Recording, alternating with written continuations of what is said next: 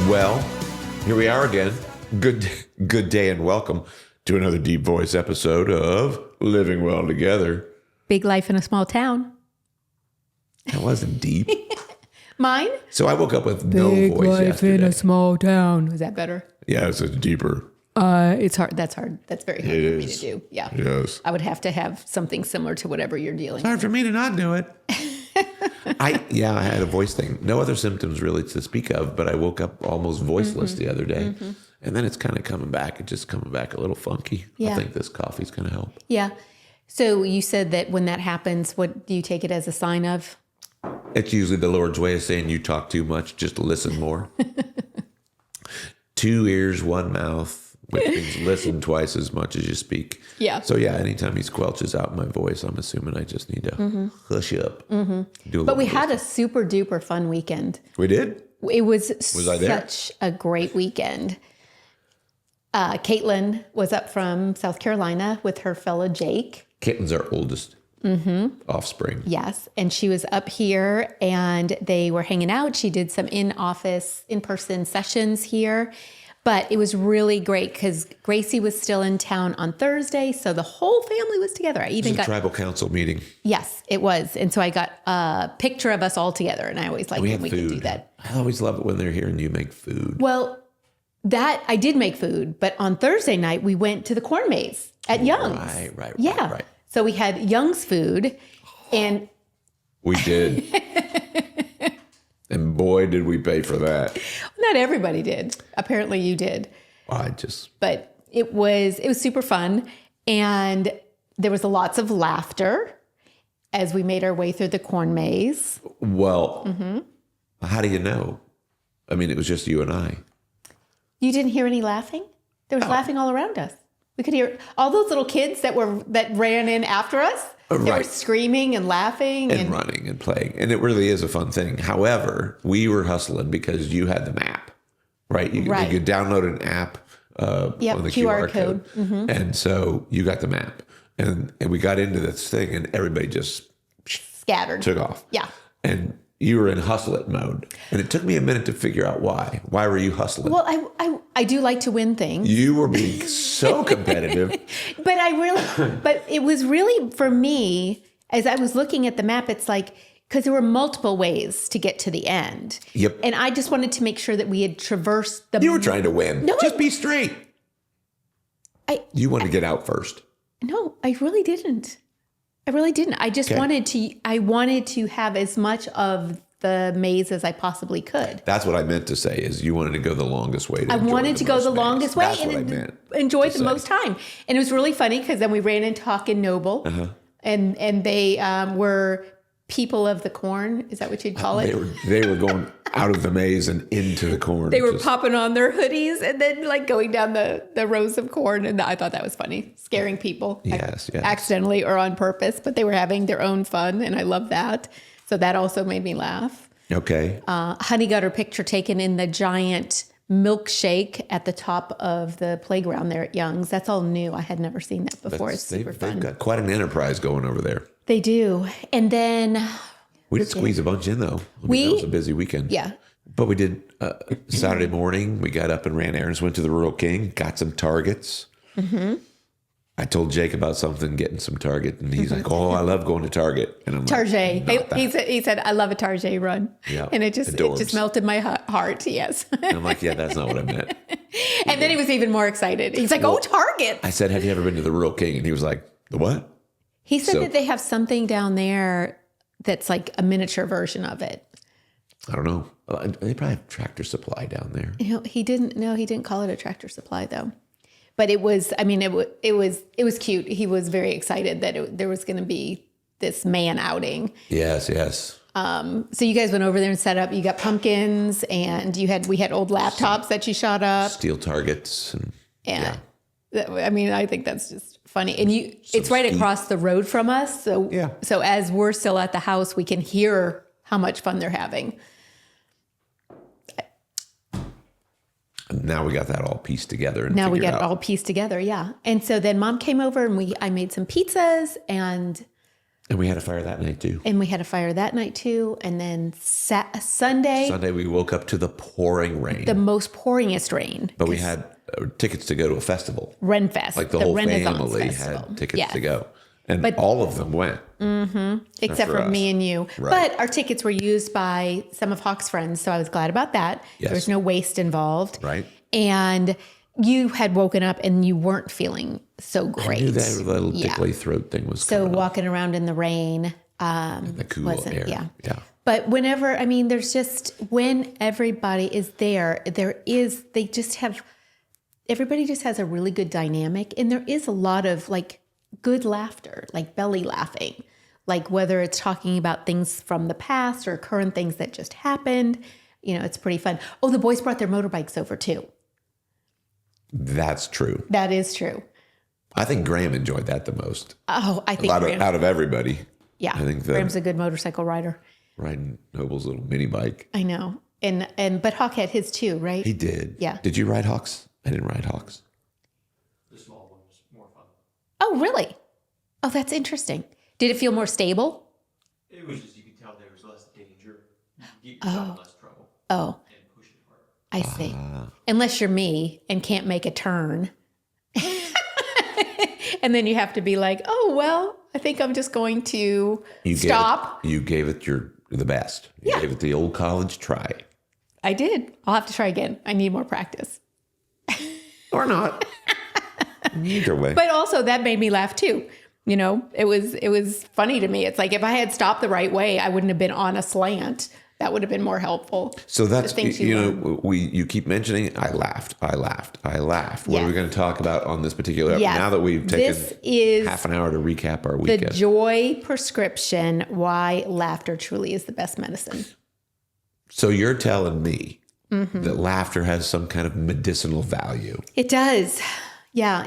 We talk a lot about protocols and labs and peptides and habits. And some of Dolores is going to love this episode, by the way. Oh, good. Hi, Dolores. She loves all of our episodes. She's so funny. We should have her back for a funny one. I know. Hers was kind of funny. Yeah, she did. It was a fun episode. Yes. But sometimes the best healing tools don't come in a pill bottle. Actually, 99% of the time, that's right. Healing tools don't come in a pill bottle. Exactly. Healing's an inside job, not a pill bottle job. Right. And laughter is free, and it's also freeing. Well, and it's also hard when you're laughing, you can't be mad. I know. Like even with a smile, if you're feeling depressed or anxious or angry, you can't put a smile on your face and stay in that mode. Right. Yeah. It changes brain chemistry. It changes heart function. It changes body chemistry. Yeah. It stimulates the heart, lungs, muscles, and increases intake of oxygen-rich air and triggers endorphins. There's actual studies about all these things. We should post them. Yeah. And put the links in. I totally will. But everybody knows. It's nice to have science validate things, but the reality is... Because you can tell that you feel better when you're laughing. 100%. And that's why even if you're struggling, sitting in front of a funny movie even if it's like... If we watch if we watch a movie that is not funny, which we don't do very often. No, hardly ever. I won't. But whether if there's like blood or killing or explosions or whatever, what's our next move? We shut off the movie when it's over. And we'll put on Cheers we'll watch a funny something. Yes. It's like a palate cleanser for your mind. It is. It really is. No, it definitely feels that way. It's like the last thing in your brain before you go to bed, and you want it to be something good. Right. Yeah, if you go to bed on the evening news with pestilence and famine and murder and I know, it's terrible. Fires and floods, it's horrible for your sleep pattern. Laughter creates a completely different physiology, which makes it way more impressive to go to sleep. Yeah. And better sleep will come. Well, and here's an interesting thing. So meta-analysis found that laughter interventions can reduce cortisol, our stress hormone, by 32%. So what do you find funny? What's funny to you? What will make you laugh? Funny. Shh, don't. That's a shortcut answer. That's a cheesy answer. So my grandchildren make me laugh. So do my kids. Like when we are all together, I do laugh more than the average person, I feel like. So what's the funniest movie you like? If you want to watch a funny movie, what's funny for you? Anything with, what's that guy's name? Happy Gilmore. Adam Sandler. Adam Sandler. Anything with Adam Sandler. Adam Sandler movies can be pretty funny. They are They really can get funny. the edge, though. They can get a little on the edge. They can get a little, what's acceptable in the PG world. But that's okay. I mean, Sometimes a little raunch gets you. No. It's not. I mean, because I used bad language. A little innuendo. Eddie Murphy is also very funny to me. Like if I was going to talk about comedians, Okay. in his early days, Yeah, I thought, back in the day. Yeah. The movie that he was in way back in the day, the police movie. Beverly Hills Cops. That I'm not going to fall for the banana in the tailpipe again. Yes, that.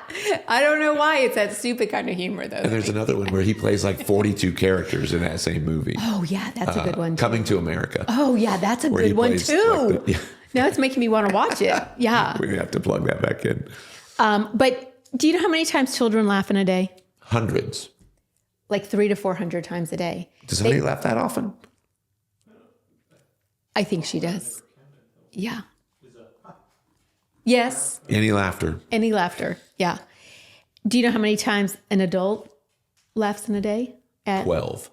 Well, 15 to 17 times a day. Close. Yeah. But that's... I got to tell you, though, here in the office, I think half the time I think people don't come here to get adjusted. I think they come for the your show. stand-up. Yeah.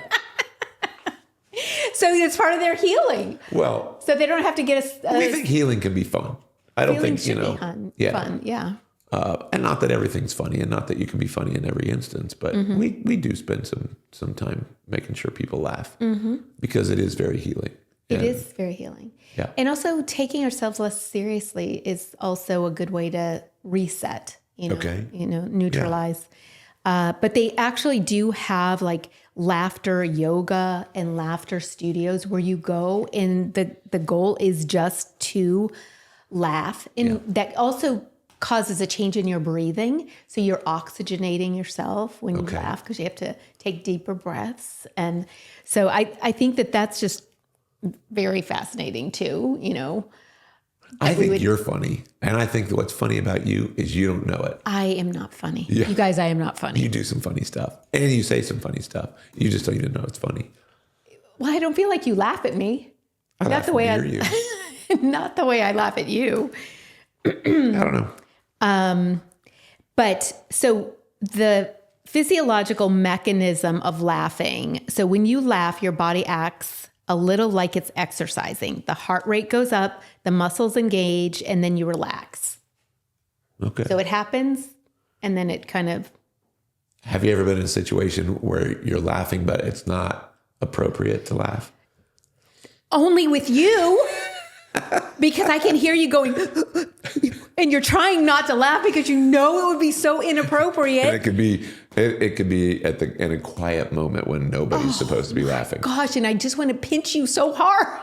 It's like, don't laugh, because I know as soon as he starts laughing, the chances of me laughing are greater. Yeah. Did you get in trouble for that? I'm probably. So there's feel-good hormones that are associated with laughter too, dopamine and endorphins. I had a lady tell me that laughter is the best medicine. I was flying. I was on a plane sitting next to Timmy Kaufman. We were going to Florida, I think, to play golf.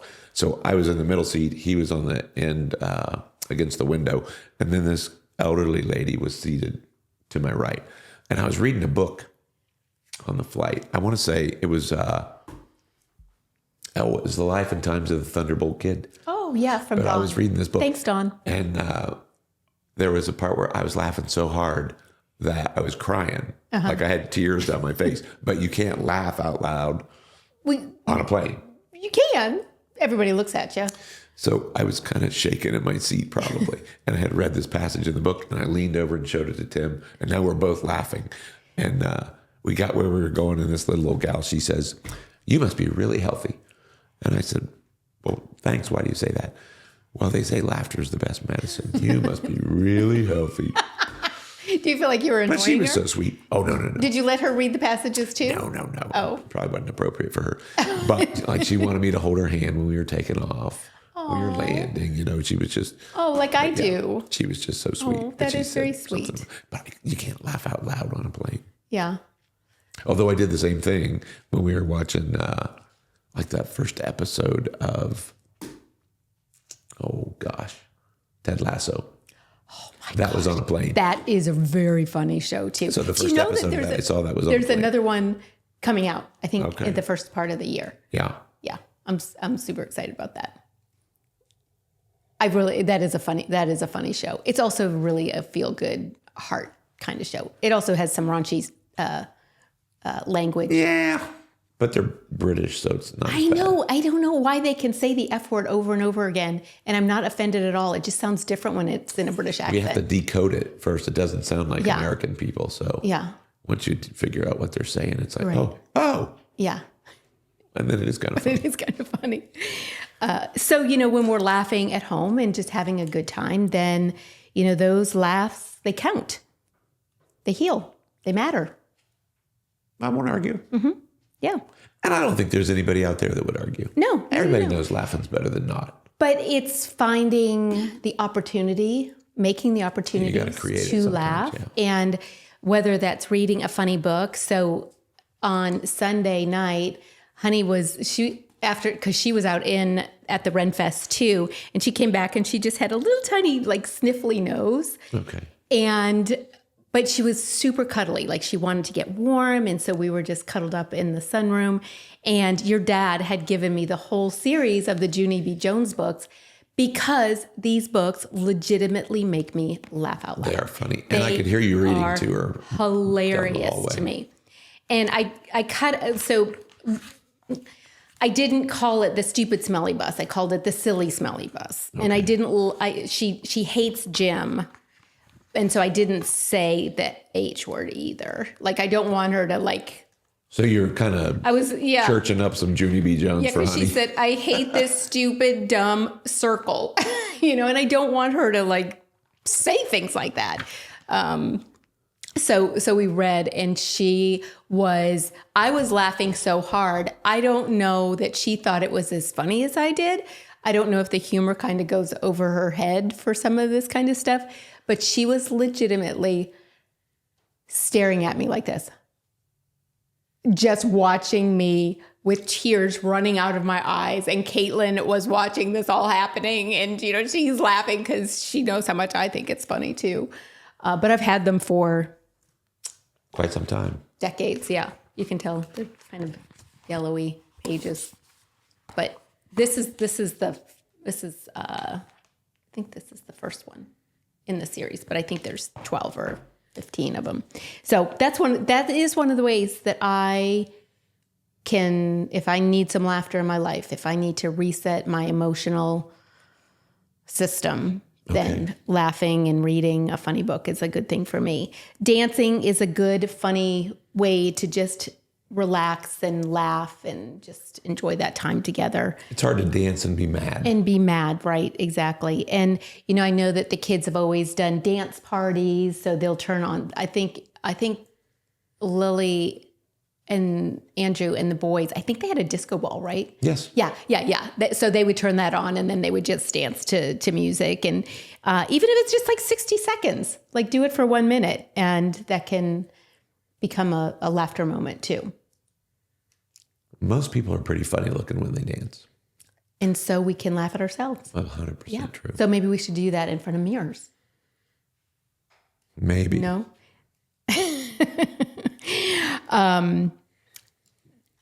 Let's see, what other ideas are on here? I find there's a couple of people comedian-wise on my social feed that I will laugh out loud. So every now and again, you need a break from reality, and there's people that are doing 1 or 2 minute videos that are just hilarious. You mean on your phone? Oh, yeah. And I guess that's an okay way to use your phone. Well, sometimes it's your phone. Scrolling. It's the scrolling that'll put you in a bad mood. Right. Yeah. Like the news of the day or somebody's version of the news that will maybe be, less than hilarious. And then, but that means you got to make sure you flip the switch and get some funny stuff in there. Right. Exactly. You can't go to bed on doom and gloom. Oh, no. Can't go to sleep on doom and gloom. Well, you might fall asleep. You might not even fall asleep, but you might wake up in the middle of the night and then you won't go back to sleep. And that can happen. And do we need permission to laugh? I wouldn't think so. Yeah. Like I said, sometimes it's hard when you get laughing and you can't stop. It's just dumb. It's not even, it's like hilarious, like humor vomit. Right. You can't stop it. I know. It's just, you're laughing so hard. And then the more you're trying not to laugh, the harder you start laughing. And then if you're with other people, then they're laughing too. And then you're all looking at each other. The Seinfeld episode where Elaine started laughing during that ladies' piano concert. Yes, because of the Pez dispenser. Jesus. Yeah. Also, people thinking about what made them laugh. They can go back and kind of revisit that if they need to, increase their endorphins. And the bottom line is laughter better. is a choice sometimes. If you're not having the best day, you got to pick something to laugh about. Yeah. One of the reasons why I wanted to talk about this today is because we asked Caitlin what we should talk about on our next episode. And she said, I think you should tell jokes. So half the jokes I know, we can't tell here. But I have 10 on here. Okay. And these are totally non-Elisa jokes for sure. Oh boy. I just discovered this list. Why don't skeletons fight each other? I don't know, Lisa. Why don't skeletons fight each other? They don't have the guts. That makes me laugh. Okay. Why did the scarecrow become a motivational speaker? I don't know, Lisa. Why did the scarecrow become a motivational speaker? He was outstanding in the field.